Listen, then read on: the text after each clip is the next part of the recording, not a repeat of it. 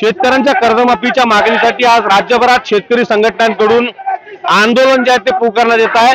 रास्ता रोको आंदोलन जे आहे ते पुकारण्यात आलेले आहे। यवतमाळच्या बसताना चौकामध्ये या ठिकाणी सर्वपक्षीय शेतकरी नेत्यांकडून जे आहे ते या ठिकाणी आंदोलन जे आहे ते शेतकऱ्यांच्या कर्जमाफीसाठी या ठिकाणी करण्यात येत आहे। शेतकऱ्यांच्या या संपूर्ण कर्जमाफी चक्काजाम आंदोलन या ठिकाणी करण्यात येत आहे। काय आंदोलन चक्काजाम करताय, काय नेमकी मागणी? शेतकऱ्यांची संपूर्ण कर्जमाफी हीच आमची मागणी आहे।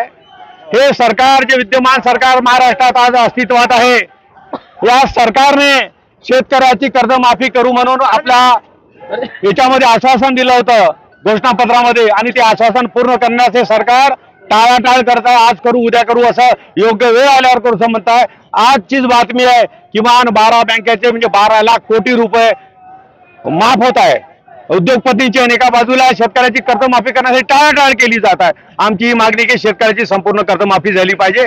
शेतकरी बळीराजा संकटात असताना हे सरकार, हे मूर्खासारखं सरकार याचा कृषी मंत्री विधान भवनात बसून पत्ते खेळतोय, अशा नालायक सरकारचा आम्ही इथे जाहीर निषेध करतोय। काय करता, आंदोलन करताय तुम्ही, काय प्रमुख मागणी? प्रमुख मागणी ही कर्जमाफी आहे। इलेक्शनच्या पहिले या सरकारने देवेंद्र फडणवीस यांनी 7-12 कोरा कोरा कोरा असं छाती ठोकून सांगितलं होतं। हे 56 इंचाची छाती 7-12 कोरा करताना आता कुठं गेली, हे आमचं प्रमुख मागणी आहे।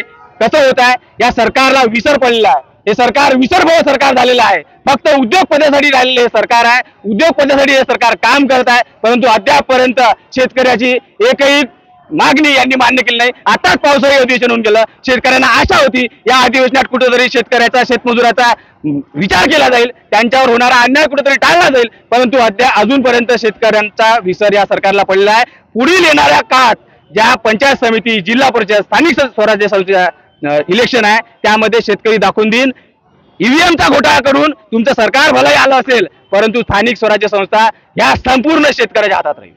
निश्चित आगामी निवडणुकीमध्ये शेतकरी जो आहे तो सरकारला आपली जागा दाखवेल अशा पद्धतीचा इशारा जो आहे तो आंदोलकांनी या ठिकाणी दिलेला आहे।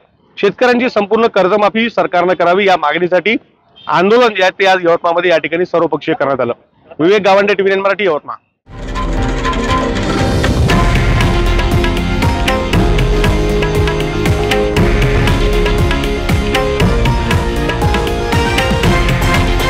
हे आहे देशातील नंबर 1 न्यूज नेटवर्क आणि आपण पाहत आहात TV9 मराठी, एकमेव।